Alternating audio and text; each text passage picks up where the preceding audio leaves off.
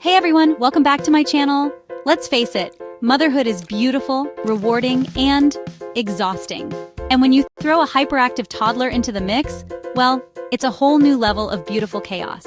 Whether you're a working mom juggling deadlines like me, or a stay-at-home mom trying to keep the house running, managing a little one who's constantly on the go can feel like a full-time job on its own. If your days are filled with endless questions, boundless energy, and those adorable yet demanding little voices, you're not alone. I've been there knee-deep in toys, covered in spilled snacks, and wondering how on earth my child can still be bouncing off the walls at bedtime. But you know what? It's in those moments, those beautifully messy, chaotic moments, that I'm reminded of the incredible gift of motherhood. So, in this video, I wanted to share some practical stress management tips, realistic routines, and a few sanity-saving tricks I've learned along the way. Because mama, you deserve a little peace and quiet too. Let's dive in. First things first. Hyperactivity in toddlers is completely normal. It doesn't make you a bad mom, and it definitely doesn't mean your child is bad either. Their little brains are like sponges, soaking up new information and experiences at an incredible pace. They're exploring the world around them, testing boundaries, oh believe me, they're testing, and learning at an astonishing pace. But yes, it's still exhausting. Trust me, I've tripped over enough toy trucks and answered the question why about 1,000,000 times to know that it can be overwhelming.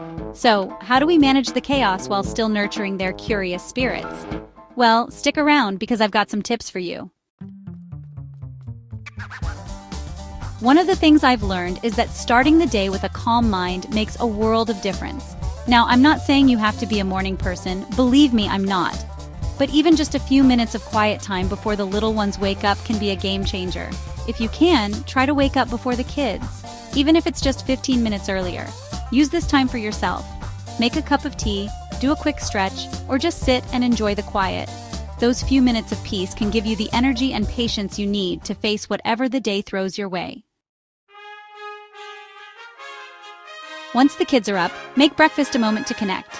I've found that a little one-on-one time with each child, even if it's just a few minutes, helps them feel seen and valued, which honestly can reduce those demands for attention later in the day.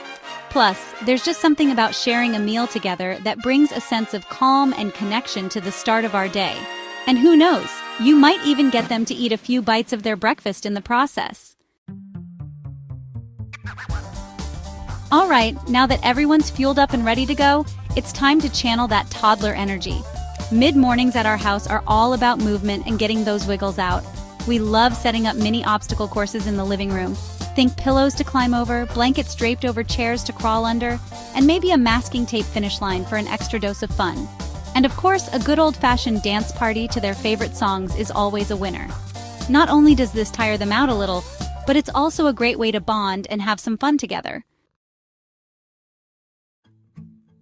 As the morning winds down and you're probably starting to feel that familiar wave of exhaustion creeping in, it's time to break out the sensory activities. Trust me, these are a lifesaver.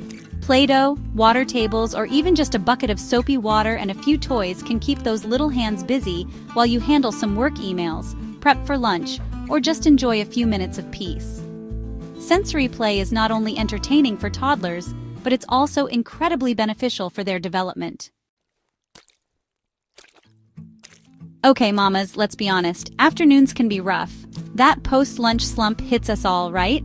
But before you reach for that third cup of coffee, or maybe you should, no judgment here, try incorporating a little quiet time into your routine.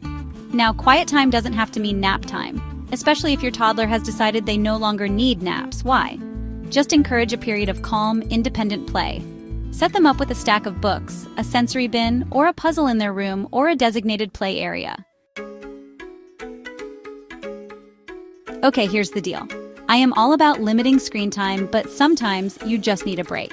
And that's okay. Don't let anyone make you feel guilty for letting your little one enjoy a little screen time while you recharge.